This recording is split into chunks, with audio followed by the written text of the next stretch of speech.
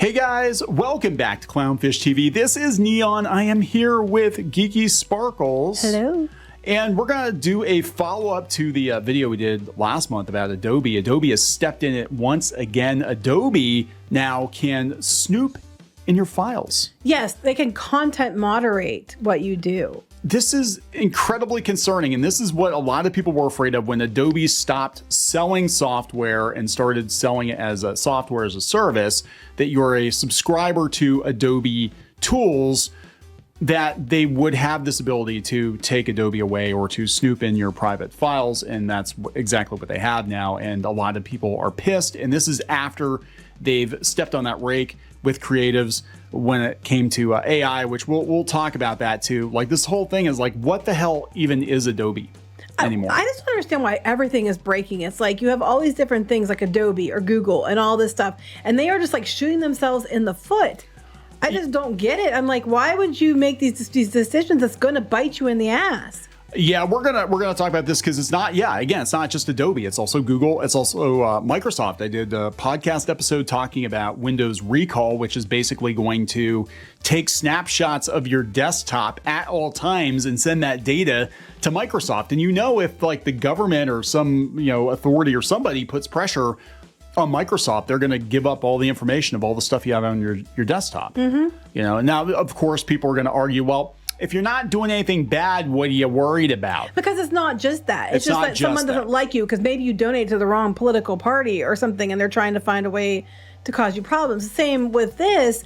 We're going to talk about it in a minute, but there's a lot of issues here we're going to bring up, but one of them is like, there's a fine line between using it for good reason, like we're trying to stop people from using it doing child pornography, or, oh, I don't like this person because they're in a comics group I don't like and I want to flag them. You think I'm kidding, but I'm not. Well, activists have infected all these companies. So yeah, they're totally, but beyond that, just the legality of it, because a lot of people saying, hey, I work under NDA, I'm working on projects that haven't been announced, and Adobe employees have the right to snoop in my private files. And if something gets leaked, it's going to come back on me. But we know that that's already happening at Google. In fact, I did a video, and it's going to be posted, I think, later today on the gaming channel, that all the Nintendo leaks were apparently coming from a Google employee that found Nintendo's drive with their videos. Really? Yes.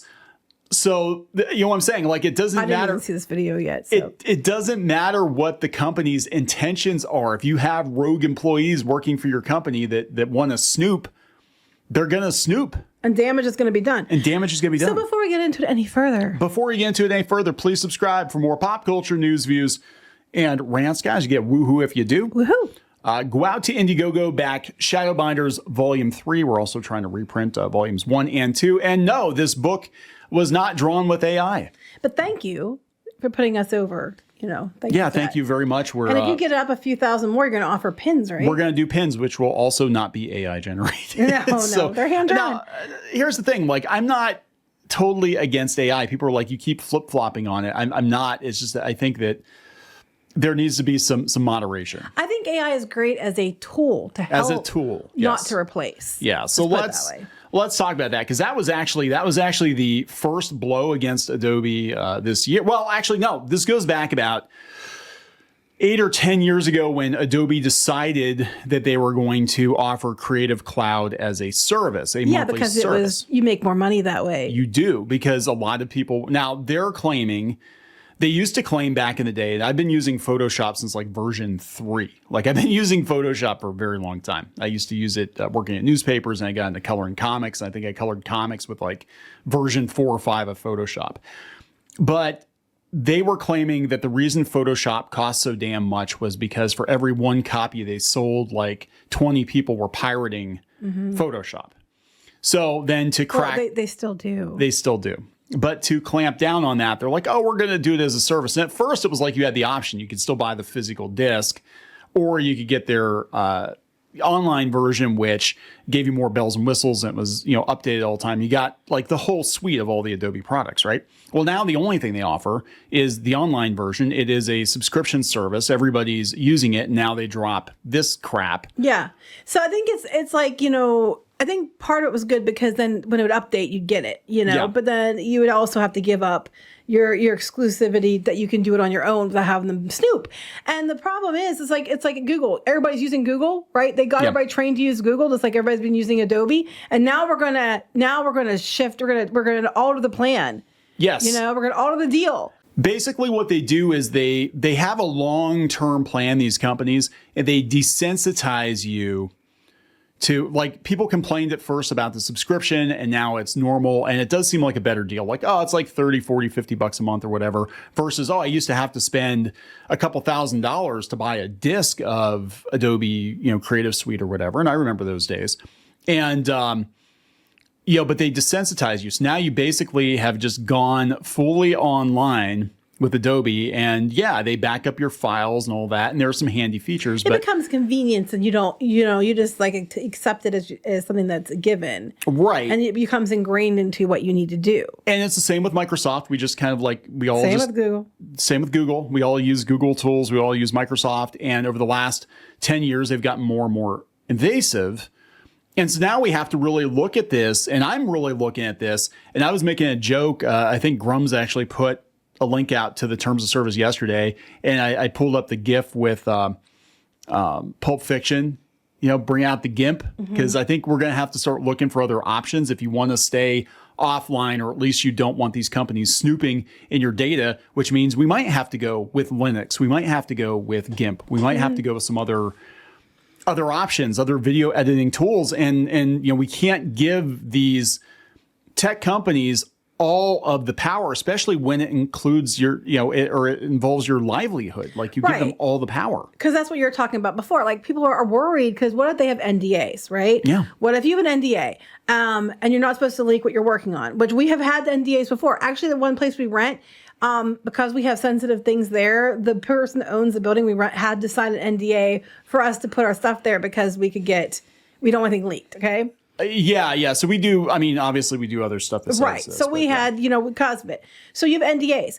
That means you can be working on something that's very, very private. But if somebody snoops, like you say, like someone did with Nintendo, yes, and they leak this information, it can come back on you because they leaked it. So you have people concerns with that. My concern is, like, again, it's a fine line. Like, if you're working on something that's, not something terrible, like, I can understand them using it because there's cases of, like I said, something really super egregious, like pornography with kids and stuff. But if someone just doesn't like you for some reason, because, like, as in the case with Nintendo, they don't like you because they, they're mad at you because you're part of some group they don't like. Yep. And they work there. What's to stop them? They have the right to just poke around in your stuff and see what you're doing, and then be like, "Oh, look, I'm going to flag this because, well, they're up to no good." Well, it could even be like, digital swatting, right? It could be like there isn't anything actually going on, but they will say, "Oh, this person has CP on their drive. You better go check it out." And this has kind of happened with like Patreon and stuff like that before, where people would false flag an account just to trip them up, just to cause them problems, just to get them potentially banned or whatever. We see that on YouTube all the time, too. Oh, yeah. And there wasn't anything that was actually going on. We actually had a video, this is a couple of years ago, but they kind of watch for it now. But we had people false flagging our videos. And the one, they said that because we had a link to a Cartoon Brew article about, I forget what it was, like the Trolls movie or something. They said that we were linking to violent content. And they fly, and it was just people just messing. And that's what they're gonna do. Now we have people that watch specifically for that. But at the time they could do that, and it's a problem. Someone doesn't like you for some reason, or they don't like something they think you're doing. That's a problem because where's the safeties for that? Well, I've noticed that is even the case with some of. I'm not gonna name check them here, but there are some streaming apps, some. Different streaming tools that people use are very popular. That same thing. Like, if they think you're using their tools for content that's not very good, they have the right to ban your account. No, I get it on their point because they're like, I don't want to be associated with some things that are bad.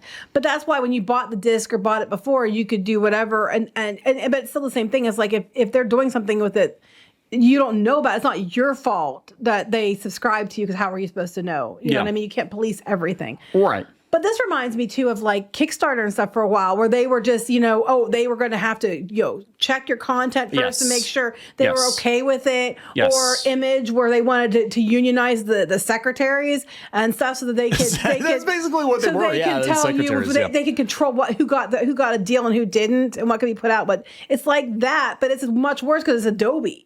Yeah, and these are applications that the vast majority of creatives use, which is why people were so upset that they were going so hard in the paint with AI tools, because they're like, oh, you can just generate images from prompts. You don't even need creatives. Okay, Adobe's going all in on AI and their AI tools. Was it Firefly and stuff? They're going all in on this. Like if you go to you said about their YouTube channel, everything is AI. AI. Who's to say, okay, this person's speaking out against AI. We're mad about that. They're speaking out against our AI programs and they refuse to use them.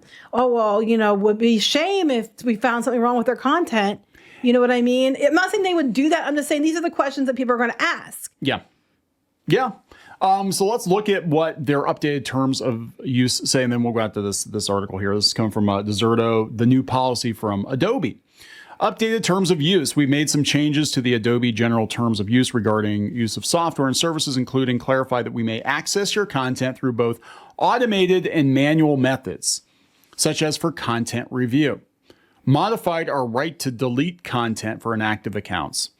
Updated the period to resolve disputes informally from 60 to 30 days. So you only have 30.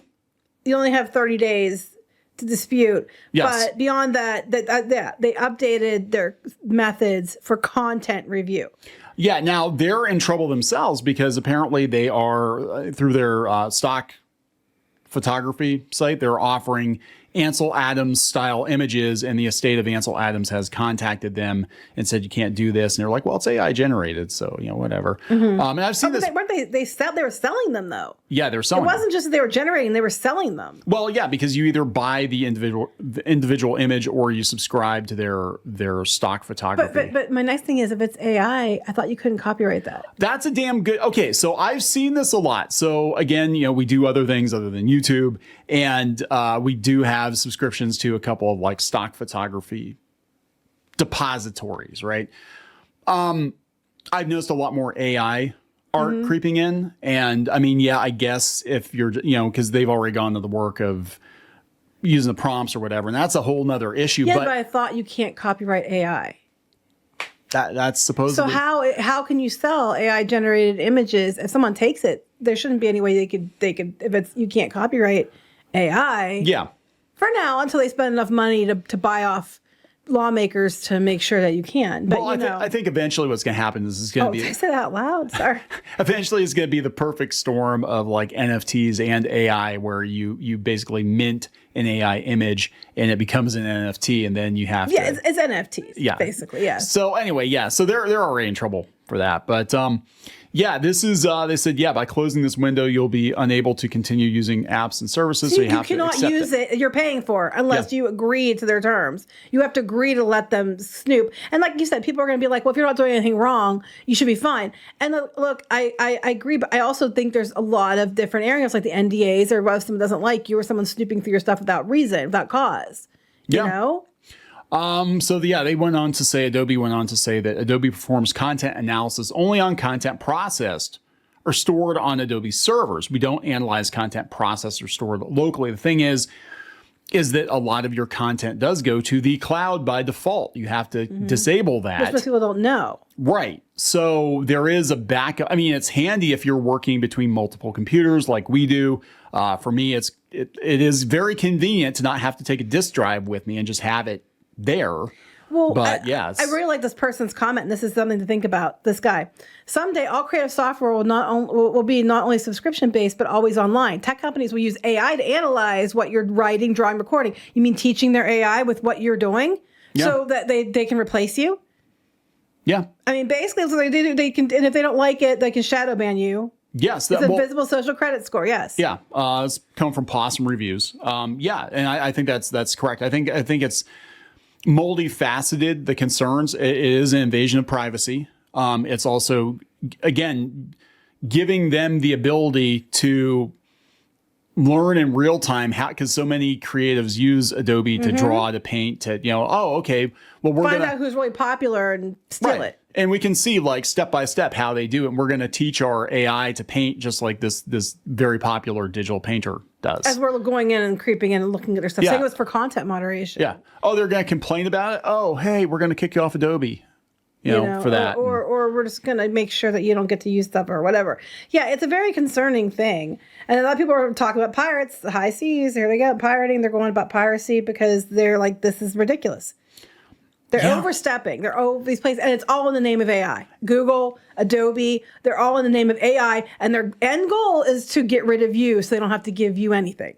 Yeah, that's exactly. But at the rate at which it's happening with all of these companies that we have depended on for years. I mean, everything, again, Google and Microsoft and Adobe, and they're all just, it's like they all got together in some Sele table, and they just decided they were going to be like, okay, now we're going to enact the 10-year plan or the 15-year, but whatever. We're going to decide that now is the time that we're all going to start snooping in everybody's shit, and we're all going to start recording everything everybody does. But here's the problem.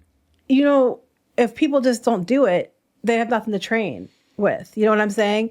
Like if people just suddenly stop using Adobe, then what are they going to do? They don't have people subscribing, so they don't get paid. Google, they want to use your stuff to put their even like potentially harmful AI generated captions at the top of things before they can even see what the actual answers are. And that's great. They're scraping for everybody. But what if there's nobody to scrape? Yeah. I don't know, guys. I mean, this is, so I really got to consider, because the problem is that, if you're creative and your livelihood depends on Adobe products, like it's a pain in the ass to switch. A lot of times you can't downgrade once you create something in a newer version of Photoshop. You can't really downgrade very easily. There's other ways. There are other, but it's just like, I think what's going to happen is I think that, because the Cory Doctorow calls it the enshittification of applications or websites. I think because all these websites and applications have all decided to enshittify themselves pretty much all at once. Like they all decided all at once, this is what they're going to do within the last year or two.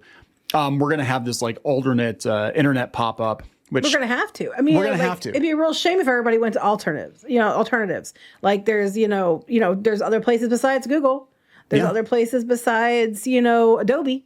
But the problem is that, grandma's going to go buy a laptop at Walmart and it's going to come pre-installed with Microsoft and Google and all that stuff. So normies don't know about it. Normies don't know. And that's the thing. Tell your grandma. Tell your grandma to go to Linux.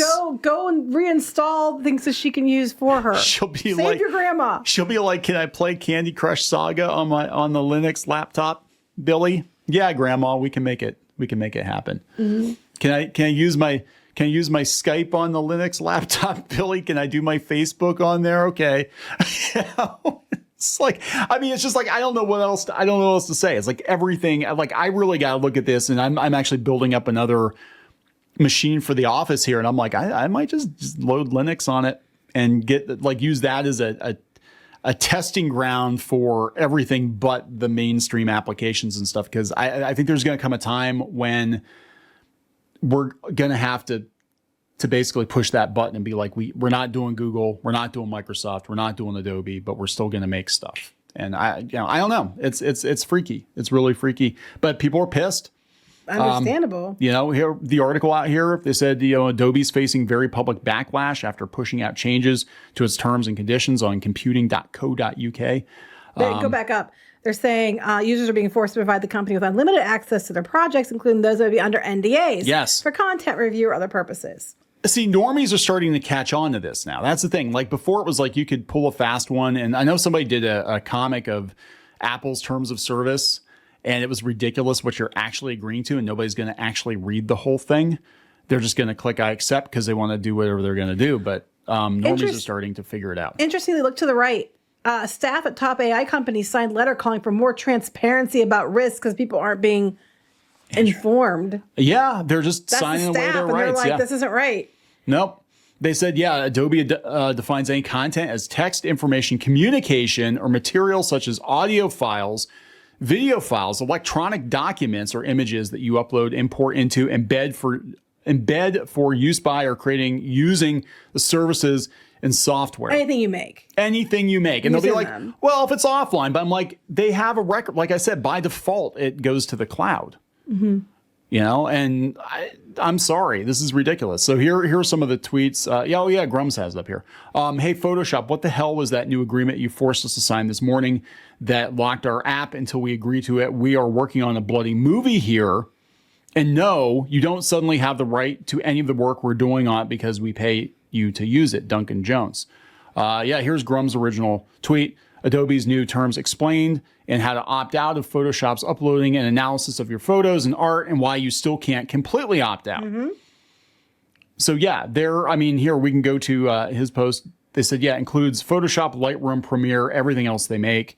And he highlighted, using techniques such as machine learning in order to improve our services and software. Basically using your shit to teach our AI. Yeah, we may access, view, or listen to your content. We don't analyze content processed or stored locally. We don't analyze your content to develop and improve our products and services. In that case, you may turn off. But bullshit. They make it hard. I don't buy that for 1 minute. They make it hard. Additionally, if you use features that rely on content analysis techniques, for example, content-aware fill in Photoshop, your content may still be analyzed when you use those features to help improve that feature. Bullshit. It's not about improving it. And here's how you turn it off. But it doesn't matter. Most people aren't. It's the same with Windows Recall. Most people are not going to know to turn it off by default. It's the same with Facebook and tracking.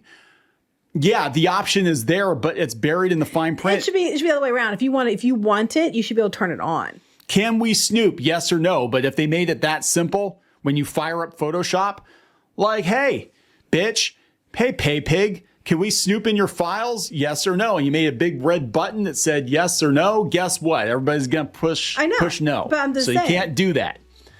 Because this is it, man. They're all becoming data miners. God, it's disgusting.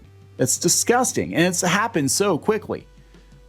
I mean, just seriously, like somebody just pushed the button like 2 years ago and said, hey, all you companies, now is the time to enact the plan. And there probably is some plan. What's concerning is usually if you can buy something to use, as long as it's not like making bombs or something with it.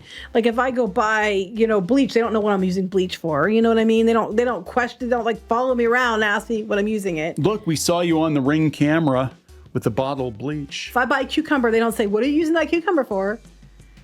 We saw you on OnlyFans with that cucumber. I'm just saying. I'm pretty sure that's the same cucumber that we saw you on the Ring camera bringing into the house. There you go. And it's the same cucumber that we saw you, we watched you through your laptop, camera, and we saw you with it. So I mean, this is nuts, guys. I seriously, I'm to the point where I'm like, yeah, Linux and GIMP, that's the way to go. But it's not the industry standard. Good luck, trying to collaborate with other people using off-brand software. You know what I'm saying? Like, it's just like the standard has become Adobe. The standard has become Google. The standard has become Microsoft, and that is the problem. And it's honestly, it's going to continue because normies are going to allow it. They don't know. A lot of times they don't know any better. Anyway, we're going to wrap this up, please. Yeah, let's wrap this up. Please subscribe for more pop culture news, views, and rants. We'll talk later. Bye.